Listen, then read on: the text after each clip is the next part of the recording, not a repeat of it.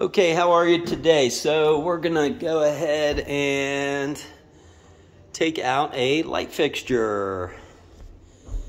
So I'm sure you guys probably know how to do all this, but this is kind of a interesting one. This has been installed under a soffit above a sink. That is a soffit, that piece that usually your cabinets are hanging on. There's a cabinet still hanging on it.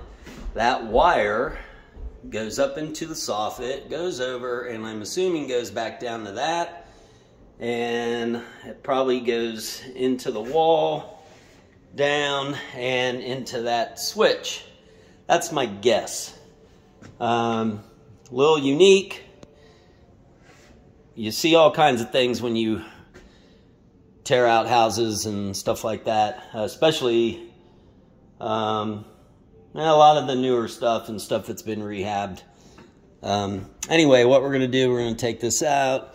So we're going to check it, and we do have power at the switch. So as long as that is off right there, we don't have to worry about getting zapped, because that switch, there's a wire that goes somewhere else in the house, comes up into that, and then out of that goes up and into the light switch, or the light. So as long as we do not electrify the light up there and keep it off, we will be okay. And the only time that might not be the case is if it's a three-way switch, and then you could have an issue possibly. But, you know, remodeling jobs, you never know what to expect. So it's always best just to be safe. So what we're going to do is we're going to remove the globe first.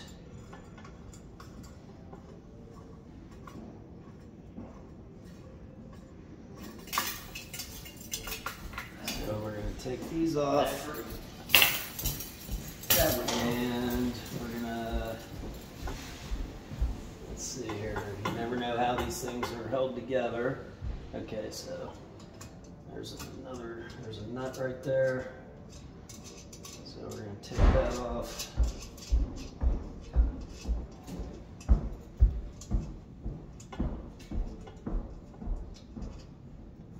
There's that. And got that.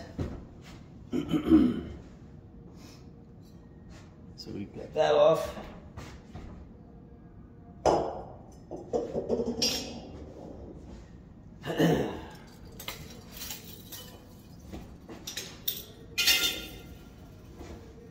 All right. And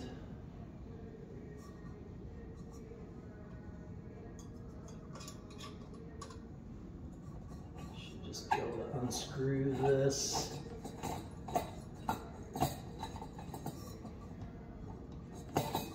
No? Okay. So that's going to do that. And there's our wires.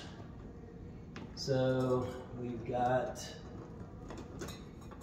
black, white, red, or I'm sorry, black and white, and a ground. So obviously the ground should never zap you. But I've been in houses where the siding, I touched the siding and the siding was electrified because they had it hooked up wrong. That was an interesting house. Okay, so there's that. And got this.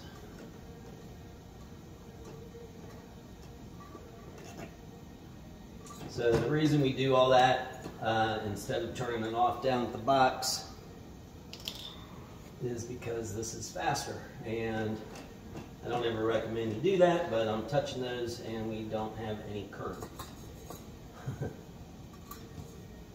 Now we need to take this off.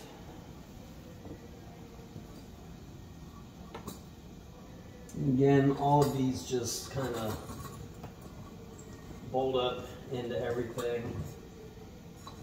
And that's a Phillips head.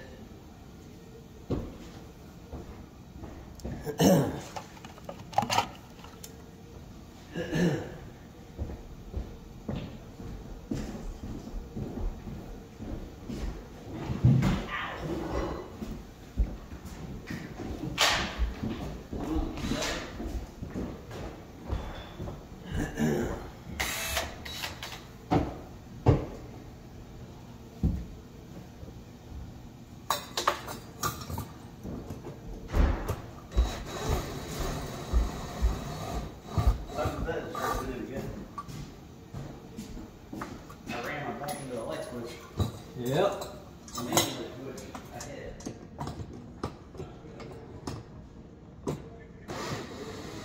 It's old Chris Kern back there. Always getting beat up on the job. And there you go. All taken off. Everything comes out nice and easy. Pretty self-explanatory. You just kind of analyze things. Now what we will do, let's see here. What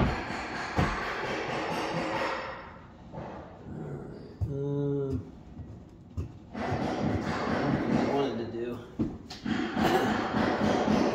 Yep, just like I thought. And they don't even have it. So whenever you run the wire through a wall, typically you would make sure that it is, usually you attach it with a staple to a stud. Just pull that out. Alright, just like I thought. So they had that wire went up into there and over to there, came right out, wasn't stapled in or nothing. I've seen a lot of weird things on this big old house. It's a significantly high dollar home, but you know, I don't know if the owners put this last stuff in or who did it. So my next thing I'm going to do is take this cabinet out.